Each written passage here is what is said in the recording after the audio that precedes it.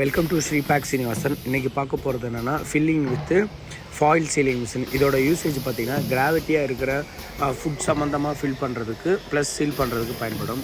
கிராவிட்டின்றனால உங்களால் key plus வந்து gate, Tata gluco, plus வந்து நன்னாரி, இந்த மாதிரி லிக்விடாக இருந்தாலும் லைட் பேஸ்ட்டாக இருந்தாலும் ஃபில் பண்ணிக்கலாம். பம்பு டைப்பில் தான் நம்ம ஃபில் பண்ணுறோம். இதை பற்றி டீட்டெயில்ஸ் வேணும்னா வீடியோவில் தெரிகிற நம்பருக்கு கால் செஞ்சு அப்டேட் பண்ணிக்கோங்க.